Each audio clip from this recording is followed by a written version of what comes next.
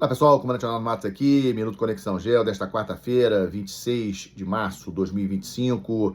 Aqueles que sentiram falta do Minuto Conexão Gel de ontem, foi um dia bastante complicado em termos de palestras, apresentações, aulas minhas, e eu estava aguardando algum documento oficial com relação ao cessar-fogo entre Rússia e Ucrânia na área marítima. Esse documento acabou não saindo, eu não quero demorar mais tempo para atualizar vocês com relação a alguns assuntos internacionais. Aqui, horário do Rio de Janeiro, são 12 horas e 20 minutos. Então, atualizando vocês, primeiramente, em relação ao encontro que ocorreu no domingo entre Estados Unidos e Ucrânia e na segunda-feira entre Estados Unidos e Rússia, lá em Riad, Arábia Saudita. O acordo, como eu já tinha alertado vocês lá no Conexão Gel, no nosso podcast semanal, foi relativo a um cessar-fogo no Mar Negro. Na prática, esse cessar-fogo já está ocorrendo há muito tempo, desde que a Ucrânia incrementou seus ataques com drones marítimos contra os navios de guerra da Marinha da Rússia, que são sediados na base de Sebastopol, que as ações russas contra os navios ucranianos e a partir de navios russos contra pontos em terra da Ucrânia praticamente zeraram. Então, esse cessar-fogo no Mar Negro, para mim, não faz grandes diferenças para o que realmente se espera, que é um cessar-fogo no ambiente aéreo e terrestre. Então, por enquanto, é essa situação entre Ucrânia e Rússia. Mas o tema mais importante que trouxe para vocês e que está nas manchetes aí desde segunda-feira à noite, a questão do vazamento de informações dos planos de ataque dos Estados Unidos contra os Houthis lá no Iêmen, que vazou no aplicativo Signal, que é um aplicativo que o assessor de segurança nacional dos Estados Unidos criou um grupo neste aplicativo, que, segundo especialistas, é um aplicativo muito mais seguro do que o WhatsApp, e o Mike Waltz, que é o assessor de segurança nacional dos Estados Unidos, criou um grupo de WhatsApp no Signal, com gente de altíssima importância, o vice-presidente, o Witkoff, que é o negociador Rússia e Ucrânia, o Pete Hegseth, que é o ministro da Defesa, o secretário de Defesa dos Estados Unidos, e muitos outros de grande importância.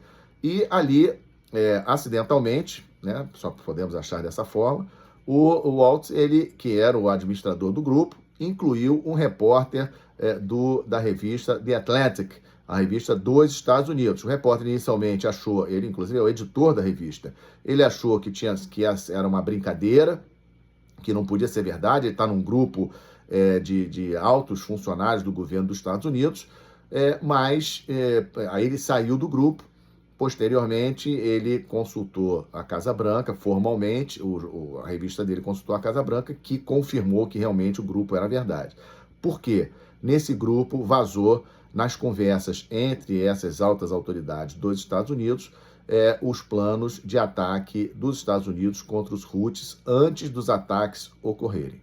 Então, sem sombra de dúvidas, é um vazamento muito sério. O Congresso dos Estados Unidos convocou vários desses que participaram, que estavam nesse grupo, para se explicarem lá no Congresso americano. Não sei se alguns de vocês viram as perguntas muito duras para a chefe da inteligência dos Estados Unidos, para o chefe da CIA, ou seja, realmente pegou aí o governo no Trump com uma situação muito séria, mas isso vai ter essa polêmica toda. Obviamente, grande parte da mídia dos Estados Unidos ela é contra o Trump e vai aproveitar isso para falar mal do governo, etc, etc. Em termos geopolíticos, a importância disso, na minha avaliação, é mínima. Logicamente que, de certa forma, enfraquece um pouco, né, mas em termos práticos não vai fazer nenhuma diferença. Outras questões importantes.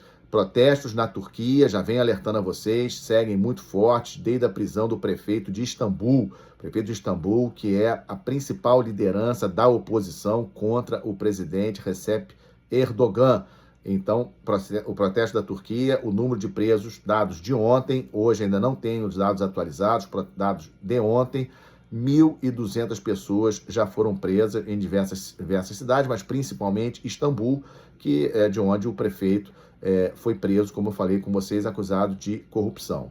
Também Estamos de olho, estamos acompanhando a situação no Oriente Médio, o Netanyahu sofrendo muitas pressões da população, com vários protestos nas ruas contra ele, não só em relação à necessidade dele resgatar os reféns que ainda estão com vida, a estimativa é que cerca de 24 ainda estejam com vida dentro da faixa de Gaza, mas também pela decisão de, digamos assim, de demitir o chefe do Serviço de Segurança Interna de Israel, que, segundo fontes israelenses, estaria investigando as ligações do gabinete do Netanyahu com o Catar.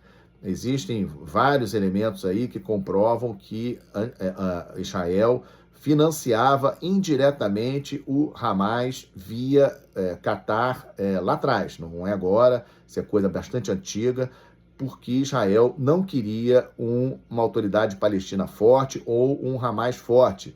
Israel entendia que ter essa divisão entre autoridade palestina e Hamas era bom para o Estado de Israel, que não admite de forma alguma a criação do Estado palestino. Então, existir o Hamas, existir a autoridade palestina, um brigando com o outro, seria bom para Israel. Então, existem várias fontes aí nas mídias sociais apontando que Israel mandou dinheiro para o Hamas via Catar, e o Serviço de Segurança Interna de Israel estava investigando isso, e o chefe desse serviço foi demitido por Netanyahu. Então, muita gente também que é contrária a Netanyahu lá em Israel foi para as ruas para protestar com relação a essa situação. E o último ponto que estamos acompanhando de muito cuidado, muitas informações também nas mídias sociais, no X, no Telegram, sobre um número grande de bombardeiros americanos indo para Diego Garcia, aquela ilha no Oceano Índico, e há especulações sobre um possível ataque ao Irã ou um ataque ainda maior contra os Houthis lá no Iêmen. Os Estados Unidos prosseguem realizando ataques contra os Houthis lá no Iêmen. É impressionante a resistência dos Houthis. Então, em algumas mídias, agora de manhã, eu fui verificar, estão falando sobre o deslocamento de grandes bombardeiros, aviões bombardeiros dos Estados Unidos para a base de Diego Garcia. Pode ser para reforçar o ataque aos Houthis lá no Iêmen ou até para aquele tão aguardado e especulado ataque contra as instalações nucleares do Irã. Vamos aguardar. Amanhã trarei mais informações para vocês em novo Minuto Conexão Geo.